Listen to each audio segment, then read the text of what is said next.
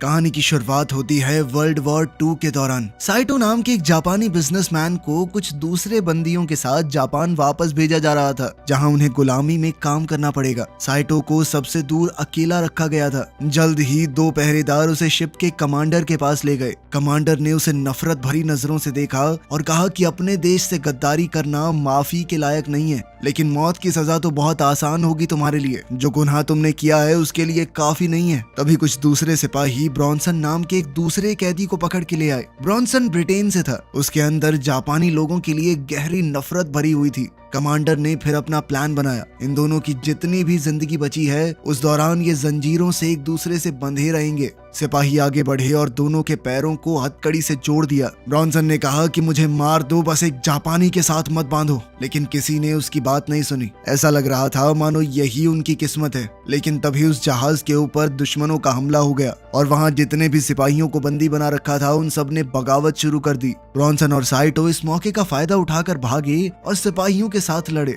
एक सबमरीन ने जहाज के करीब आकर उस पर मिसाइल चला दी। कैबिन में सिर्फ ऑफिसर और दोनों बंदी बचे हुए थे। कमांडिंग ऑफिसर ने बंदूक निकाली उन दोनों को मारने के लिए, लेकिन ब्रॉन्सन ने बड़ी तेजी से साइटो को पकड़ा और दोनों समुद्र में कूद गए, इससे पहले कि पूरा जहाज ही फट जाए।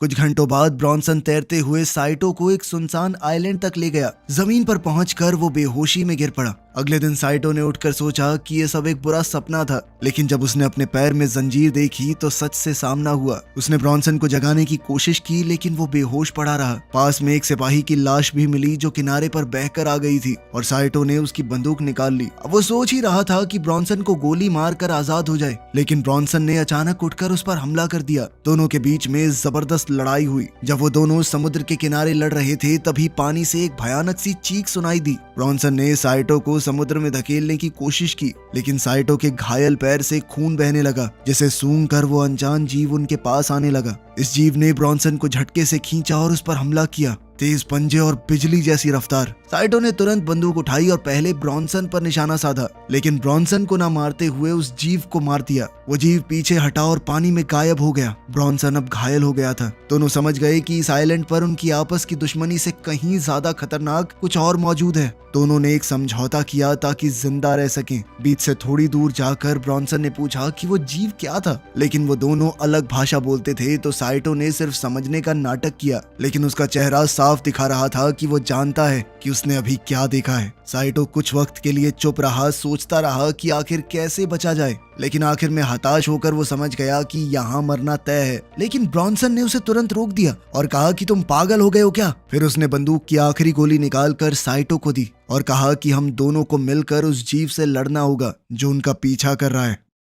दोनों को कुछ सामान मिला जो समुद्र के किनारे बह कर आया था। ब्रॉन्सन ने एक सिगरेट का पैकेट ढूंढा और साइटो को पकड़ाई, लेकिन साइटो ने उसे लेने से मना कर दिया। उसकी आंखों से उदासी छलक रही थी। जब ब्रॉन्सन कुछ काम का सामान ढूंढ रहा था तो उसे एक नौजवान सिपाही की लाश वहां मिली, जो कि उसका अपना साथी था। वो रो पड़ा और कहने लगा कि ये तो बस एक जवान सा लड़का था, इसकी पूरी जिंदगी पड़ी थी अभी। वो जिंदा होता अगर साले जापानियों ने ये जंग न शुरू की होती तो। साइटो चाहे उसकी एक भी बात न समझ पाया हो, उसके दर्द को पूरी तरह महसूस कर पा रहा था। उसने ब्रॉन्सन को पानी पिलाया। ब्रॉन्सन ने पानी पी लिया और वो दोनों मिलकर रात के लिए और चीजें इकट्ठा करने लगे। जब अंधेरा हुआ तो दोनों ने मिलकर काम चलाने के लिए कैंप बनाया। ब्रॉन्सन ने अपना जूता पहनने की कोशिश की, लेकिन जंजीरों की वजह से उसे दर्द हो रहा था और वो जूता नहीं पहन पाया। तब साइटो को समझ आया कि उसने एक मरे हुए सिपाही के बड़े जूते ले लिए थे और उसने एक जूता ब्रॉन्सन को दे दिया, लेकिन ब्रॉन्सन ने उसे पहनने से साफ मना कर दिया, क्योंकि वो किसी भी जापानी चीज को हाथ तक नहीं लगाना चाहता। साइटो ने कुछ क्रैब्स पकड़े और अपने नए साथी को खिलाए। ब्रॉन्सन जो अब दिनों से भूखा था उसे लेने के लिए पहले तो हिचकिचाया, लेकिन फिर उसने खाना ले लिया, लेकिन वो क्रैब उसके हाथों से मिट्टी में गिर गया। साइटो ने ये देखकर अपना क्रैब उसे दे दिया। ब्रॉन्सन ने पहले तो मना कर दिया, लेकिन फिर साइटो ने जिद की और क्रैब उसके पास रख दिया। ब्रॉन्सन बहुत भूखा था। जैसे ही उसने क्रैब को चखा उसे बहुत पसंद आया। धीरे धीरे दोनों एक दूसरे के साथ थोड़ा खुलने लग गए। फिर ब्रॉन्सन ने अपने बारे में ढंग से बताया और साइटो कुछ कुछ समझ पा रहा था। वो उसका नाम लेना भी सीख गया। फिर उसने बताया कि मेरा नाम साइटो है। ब्रॉन्सन ने पूछा कि हम इन जंजीरों का क्या करें, लेकिन साइटो चुप रहा। बाद में ब्रॉन्सन ने एक हथियार बनाया ताकि चेन काटी जा सके। उसने कोशिश की लेकिन वो कामयाब नहीं हुआ। तभी साइटो ने चेन के एक कमजोर हिस्से की तरफ अपने पैर से इशारा करते हुए जापानी में कुछ कहा। ब्रॉन्सन समझ नहीं पाया, लेकिन उसका इशारा देखकर उसने सोचा कि क्या उसे कोशिश करनी चाहिए। साइटो ने उसे हौसला दिया और 2 बार करते ही चेन ढीली पड़ गई। अब ब्रॉन्सन की बारी थी और साइटो ने हथियार मांगा, जिससे ब्रॉन्सन थोड़ा घबरा गया, लेकिन फिर भी उसने भरोसा किया। जब साइटो ब्रॉन्सन के पैर के पास चेन पर मारने लगा तो ब्रॉन्सन ने कहा कि भाई मुझसे नहीं देखा जाएगा, मैं अपनी आंखें ढक रहा हूँ। ये बात सुनकर साइटो हंस दिया। फिर एक ही वार में उसने ब्रॉन्सन को आजाद कर दिया। ब्रॉन्सन खुशी से झूम उठा कि उसका पैर नहीं गया और वो दोनों खुशी से जश्न मनाने लगे, लेकिन उनकी आवाज ने अंधेरे में छुपी हुई किसी चीज का ध्यान खींच लिया। साइटो को महसूस हुआ कि कोई चीज उनके पास आ रही है और दोनों सतर्क हो गए, लेकिन वो प्राणी जल्द ही वहां से गायब हो गया। दोनों ने हथियार उठाए और सबूत ढूंढने निकल पड़े। साइटो को रेत में कुछ निशान मिले और उसने एक छोटी सी जांच शुरू की, लेकिन तभी एक आवाज ने उसका ध्यान खींच लिया। जब उन्होंने पलट कर देखा तो पता चला कि ये तो 2 जापानी फौजी हैं, जिनके साथ एक कैदी भी है। ब्रॉन्सन को शक हुआ कि साइटो अब उसका साथ छोड़ देगा, लेकिन साइटो ने ब्रॉन्सन को दिखाने के लिए कि वो उस पर भरोसा कर सकता है, अपना हथियार उसे दे दिया और कहा कि जल्दी से छुप जाओ। साइटो वहीं रुक गया और उसने देखा कि खाना उबल रहा है। तभी एक फौजी को कुछ महक आई और वो देखने गया, जहां उसे लगा कि कोई कैंप में सो रहा है। साइटो सामने आ गया और कहा कि गोली मत चलाना, और ब्रॉन्सन दूर से ये सब देखता रहा। फौजियों को ये नहीं पता था कि साइटो को एक गद्दार घोषित किया जा चुका है, इसीलिए वो उस पर भरोसा करने लगे। लेकिन ब्रॉन्सन ये नहीं जानता था कि असली खतरा उसके बिल्कुल पीछे है। कैंप में साइटो ने अपने पुराने साथियों से पूछा कि क्या कोई बचा है। उस आदमी ने जवाब दिया कि सिर्फ हम लोग ही बचे हैं, क्योंकि उन्होंने लाइफ जैकेट पहनी हुई थी, बाकी सब डूबकर मर गए। ब्रॉन्सन को थोड़ा देर से समझ आया कि समुद्र का वो जीव उसके पीछे है। वो इतना डर गया कि समझ नहीं पाया क्या करना चाहिए, और आखिरकार उसने अपनी आंखें बंद कर ली। लेकिन जब उसने दोबारा आंखें खोली तो देखा कि वो डरावना जानवर वहां से गायब हो चुका है।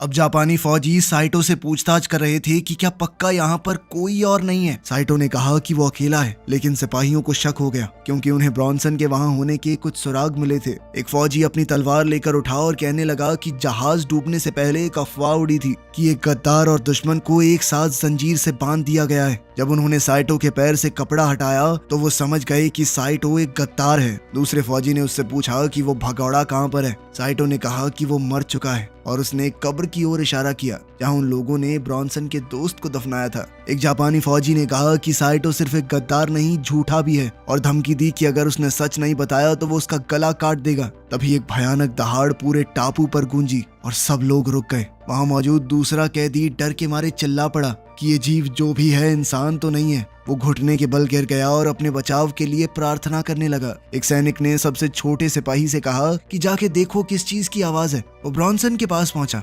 ब्रॉन्सन ने एक सूखी पेड़ की टहनी पर पैर रखा और आवाज आई। सैनिक उसकी तरफ बढ़ने लगा, लेकिन तभी जानवर की गुर्राहट की आवाज सुन के वो दूसरी तरफ भागा। वो सैनिक जंगल के रास्ते गुफा के गेट तक पहुंचा और अंदर घुस गया। उसे ये नहीं पता था कि ये जीव गेट के पत्थरों के बीच ही छुपा हुआ है। इसी बीच ब्रॉन्सन ने अपने दोस्त को बचाना चाहा। गुफा के अंदर जीव सैनिक के पीछे से निकला। सिपाही ने घूमकर अपनी तलवार से उस पर वार किया, लेकिन उस जीव ने सिपाही का हाथ झट से तोड़ दिया। उसकी चीख पूरे टापू पर गूंजने लगी। दूसरे सिपाही ने सोचा कि ये साइटो की वजह से हुआ है, तो वो उसे मारने गया, लेकिन ब्रॉन्सन ने उस पर वार करके उसे ही मार डाला। जब ब्रॉन्सन उस पर गोली चलाने ही वाला था, तभी जीव ने सिपाही का सर उन पर तोड़कर फेंक दिया और एक भयानक चीख मारी। दोनों वहां से छुपने के लिए भागे। जीव घायल सिपाही के पास पहुंचा और उसे पूरा खत्म कर दिया। दूसरा कैदी भी भागा, लेकिन जीव उस पर चढ़ गया और उसे भी मार डाला। ब्रॉन्सन और साइटो दूर से ये सब देख रहे थे। उन्होंने तय किया कि उन्हें निकलना चाहिए, लेकिन जीव ने उन्हें भी देख लिया और पीछा करने लगा। दोनों जंगल की तरफ दौड़ने लगे और साइटो मशेटी से रास्ता साफ करता गया। ब्रॉन्सन ने कहा कि मेरे पास एक प्लान है और हम दोनों को रुकना चाहिए, लेकिन साइटो को उसकी भाषा समझ नहीं आई और वो आगे बढ़ता गया। ब्रॉन्सन लड़खड़ाकर पीछे रह गया और वो जीव तुरंत उस तक पहुंच गया। घबराकर ब्रॉन्सन ने गोली चला दी, लेकिन गोली चूक गई। उसकी आखिरी गोली बर्बाद हो गई थी। उस जीव ने ब्रॉन्सन का गला पकड़ लिया और उसे मारने के लिए अपना पंजा उठाया, लेकिन साइटो ने अचानक वापस आकर उस जीव पर हमला कर दिया, जिससे ब्रॉन्सन छूट गया। दोनों इस मौके का फायदा उठाकर वहां से भागे, लेकिन एक ढलान में फिसलकर नीचे गिर गए, जिसमें दोनों को ही काफी चोट लगी और वो घायल हो गए। अगले दिन वो दोनों बहुत ज्यादा घायल थे। जब उनकी आंखें खुली, साइटो ने देखा कि उसके सीने में एक तीखी चीज घुसी हुई थी। तेज दर्द के साथ उसने उठकर मुश्किल से उस तीखी चीज को निकाला। उस वक्त ब्रॉन्सन एक सड़े हुए लकड़ी के टुकड़े पर पड़ा था। जो झरने के किनारे लटका हुआ है। जब उसने हिलने की कोशिश की तो वो लकड़ी झूलने लगी और ब्रॉनसन संतुलन बनाने के बावजूद फिसल गया, नीचे एक पत्थर से टकराया और पानी में गिर गया। पानी के नीचे उसे पहले हमले की यादें आने लगी और मुश्किल से तैरकर जैसे तैसे वो किनारे पर पहुंचा।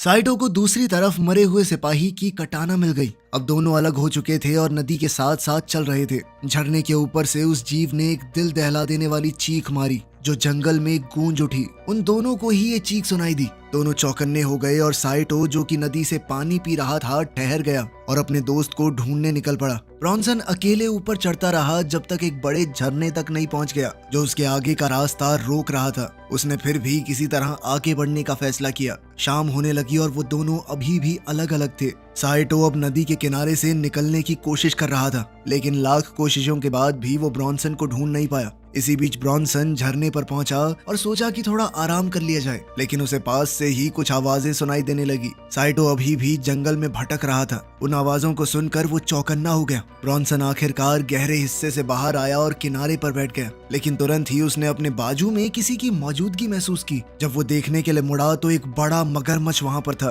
कोई चारा न देखकर वो बिना हिले शांत लेटा रहा। मगरमच्छ ने सिर्फ देखा और फिर पानी में लौट गया। ब्रॉनसन अभी भी डरा हुआ था। वो चुपचाप उठा और चलने लगा। वो झरने पर ऊपर पहुंचने ही वाला था, पर तभी वो फिसल गया और उसी समय उसे वो जीव दिखाई दिया जो अब साइटो के दिए हुए घाव पर कुछ लगा रहा था। ब्रॉनसन को समझ आया कि ये कोई बेवकूफ जीव नहीं है। वो सोच समझ सकता है, अपने घावों को ठीक कर सकता है। और अब वो इस कोशिश में लग गया कि कैसे साइटो को ये बात बता सके, लेकिन गलती से वो एक आवाज कर बैठा और फिर किसी तरह छुप कर वहां से निकलने की कोशिश में लग गया। वो छुप कर देखता रहा जब वो जीव नदी के किनारे जा रहा था। तभी अचानक उसी मगरमच्छ ने जीव पर हमला कर दिया और उसे घसीट कर ले गया। पानी तुरंत लाल हो गया और कुछ देर तक मगरमच्छ सांस लेने के लिए तड़पा। तभी उस जीव ने पानी से उभर कर उसे दो हिस्सों में चीर दिया। ब्रॉनसन ये देखकर और भी ज्यादा डर गया। उस जीव ने एक और बेहद तीखी चीख मारी जो दूसरी ओर साइटो तक पहुंच गई। ब्रॉनसन तुरंत भागा। साइटो अब भी जंगल में उसे ढूंढ रहा था। कुछ देर बाद अचानक से साइटो ने एक अजीब सी चीज देखी। वो पास गया तो देखा कि एक लाश पेड़ से बंधी हुई थी। ये देखकर वो बेहद डर गया और एक गड्ढे में लड़खड़ा कर गिर पड़ा। गड्ढे के अंदर साइटो को एक और वैसे ही जीव का सर मिला। वो कुछ देर तक उस नजारे को देखता रहा और फिर समझ गया कि ये मर चुका है। एक नई उम्मीद के साथ उसने वहां से निकलने का फैसला किया और लाश के पास कुछ काम की चीजें ढूंढने लगा। उसे लाश के हाथ में एक बंदूक मिली और जमीन पर गिरे गोली के खोखे को देखकर उसे पता चला कि इस आदमी ने ही उस जीव को मारा होगा। फिर साइटो ने बंदूक भी उठा ली। अब उसके पास एक कटाना और एक पिस्टल थी, तो अब उसने सोचा कि मैं भी उस जीव का शिकार करूंगा। रास्ते में उसे एक टूटे हुए प्लेन का मलबा मिला और वो पानी में उतर कर उस तक पहुंचा। जब वो उस आधे डूबे हुए प्लेन के अंदर गया तो उसे कुछ चीज दिखाई दी। इसी दौरान ब्रॉनसन ने भी प्लेन के एक और टुकड़े को ढूंढ निकाला और वो भी उसी प्लेन तक पहुंचा। प्लेन के अंदर जाने से पहले उसने कुछ रद्दी लोहे के टुकड़ों से एक काम चलाऊ सा हथियार बनाया। फिर वो प्लेन के अंदर गया और वहां उसे फ्लेयर गन, लाइटर, सिगरेट्स और कुछ और भी चीजें मिली, लेकिन एक चीज ने उसकी नजर खींच ली। उस चीज को पकड़ने के चक्कर में वो फिसल गया और उसने देखा कि प्लेन के पंख में कुछ अटका हुआ है। जब उसने करीब से देखा तो पता चला कि वो एक बम है। इस बम को देखकर उसे एक आइडिया आया।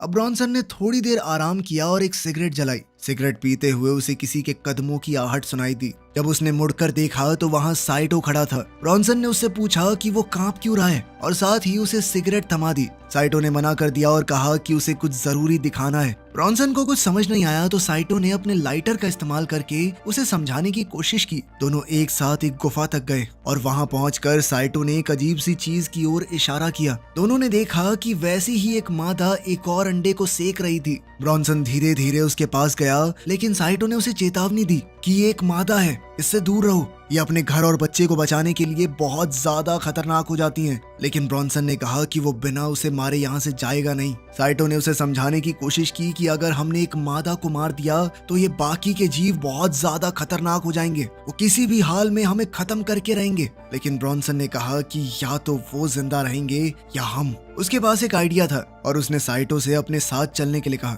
फिर ब्रॉनसन ने साइटो को वो बम दिखाया जो उसे प्लेन में मिला था और कहा कि मुझे ये उस मॉन्स्टर के घर तक ले जाने में मदद करो। दोनों मिलकर बहुत मुश्किल से बम वहां ले गए। वहां पहुंचकर उन्होंने देखा कि ट्रिगर टेढ़ा हो गया है। ब्रॉन्सन ने उसे ठीक करने की कोशिश की, लेकिन साइटो ने कहा कि जल्द से जल्द यहाँ से निकलते हैं, कभी भी फट सकता है ये। इसी बीच वो मादा अपनी गुफा की तरफ लौट रही थी। ब्रॉन्सन ने कहा कि प्लेन में एक इमरजेंसी हथौड़ा है, वो काम आ सकता है, लेकिन वहाँ उनमें से किसी को रुकना पड़ेगा ताकि वो बम को एक्टिवेट कर सकें। साइटो ने उदासी से कहा कि मेरी वजह से हम लोग यहाँ पर हैं, और वो वहीं रुकने के लिए तैयार हो गया। लेकिन तभी उन्हें उस मादा की गरज सुनाई दी। दोनों ने ही बाहर जाने का फैसला किया। जॉनसन ने एक फ्लेयर जलाई ताकि वो अंधेरे में देख सके। जब साइटो पहरा दे रहा था तब जॉनसन हथौड़ा निकालने की कोशिश करने लगा, लेकिन हथौड़ा फंसा हुआ था और उसे खींचने में बहुत जान लग रही थी। तभी एक मॉन्स्टर साइटो के सामने आया और साइटो तुरंत लड़ने को तैयार हो गया। दोनों के बीच जबरदस्त लड़ाई हुई और वो जीव बहुत ही सेफ और समझदार तरीके से लड़ रहा था। आखिर में ब्रॉन्सन हथौड़े को प्लेन से निकालने में कामयाब हो गया। साइटो ने डट कर उस मॉन्स्टर का मुकाबला किया और उसे प्लेन के करीब धकेल दिया। ब्रॉन्सन को हथौड़े से कई बार वार करने का मौका मिला। वो दोनों ही उस जीव के साथ लड़ाई में लग गए और कुछ देर के लिए उसे एक कोने में दबा भी दिया। लेकिन जब उन्होंने आसमान की तरफ देखा तो उन्हें आग धीरे धीरे बुझती हुई नजर आने लगी। फिर जब उन्होंने सामने देखा तो वो जीव वहां से गायब हो चुकी थी। फिर दोनों जल्दी से गुफा की तरफ लौटे ताकि काम पूरा कर सके। साइटो एक बार फिर से पहरा देने लगा, जबकि ब्रॉन्सन बम के लैच को ठीक करने की कोशिश कर रहा था। जैसे ही ब्रॉन्सन ने वो लैच ठीक किया, उस जीव ने पीछे से हमला बोल दिया, लेकिन साइटो ने तुरंत उस जीव के सीने में छुरा घोंप दिया। जैसे ही वो उसका सर काटने की तैयारी कर रहा था तो उस जीव ने उसे दीवार पर दे मारा और फिर वापस ब्रॉन्सन पर हमला किया और उसे भी जबरदस्त हमला करके घायल कर दिया। साइटो ने जैसे तैसे अपनी हिम्मत बटाई, उठा और अपना हथियार भी उठाया और एक ही झटके में उस जीव की आंख में गोली मार दी, जिसके बाद उस मॉन्स्टर ने ब्रॉन्सन को छोड़ दिया। साइटो ने दोबारा गोली चलाई लेकिन चूक गया, इसीलिए उसने अपना निशाना बदला और उस जीव के अंडे पर गोली चला दी। अंडे में विस्फोट हुआ और उस मादा का एक बच्चा जमीन पर गिरा, जिसे देखकर वो मादा गुस्से से बौखला गई। साइटो अपने दोस्त की मदद करने के लिए दौड़ा, लेकिन ब्रॉन्सन काफी बुरी तरह से घायल था। ब्रॉन्सन ने अपनी सारी चीजें साइटो को दे दी और कहा कि जल्दी से निकल जाओ। जब वो मादा अपने बच्चे को गोद में उठाकर बैठी हुई थी तो साइटो दर्द में था, लेकिन फिर भी मजबूरी में अपने दोस्त को छोड़कर गुफा से भागा। फिर वो मादा ब्रॉन्सन के पास आई। ब्रॉन्सन ने तुरंत बम को एक्टिवेट कर दिया। ब्रॉन्सन ने तुरंत काउंटडाउन शुरू किया, लेकिन जब वो 3 तक पहुंचा तो बम फटा ही नहीं। तभी उसे अपने दोस्त साइटो की बात याद आई। उसने साइटो के बताए तरीके से बम को एक्टिवेट किया और एक बहुत बड़ा धमाका हुआ, जिसे साइटो ने दूर से देखा। अपने दोस्त को खोकर साइटो बहुत उदास हो गया। फिर उसे वही भयानक चीख सुनाई दी और उसे समझ आ गया कि वो जीव अभी भी जिंदा है। अब उसने झाड़ियों के बीच से भागना शुरू किया और वो मादा भी उसका पीछा करते हुए जंगल के रास्ते से भाग रही थी। साइटो समुद्र के किनारे पहुंचा और निराश होकर घुटनों के बल गिर गया, लेकिन फिर उसे अपने दोस्त की कुर्बानी याद आ गई और गुस्से में उसने लड़ने का फैसला किया। जैसे ही वो मादा समुद्र किनारे पहुंची और देखा कि कोई उसके सामने घुटनों पर बैठा है तो वो एक ही झटके में उस पर झपट पड़ी, लेकिन वो एक जाल था। साइटो रेत से उठा और उस जीव के सामने खड़ा हो गया। उसने उस जीव पर वार किया, लेकिन खुद भी घायल हो गया। उसने हार नहीं मानी और उस जीव का सामना करने के लिए दोबारा खड़ा हो गया। उसने उस मादा को ये कहकर ललकारा कि मार दिया ना तेरे बच्चे को, आजा।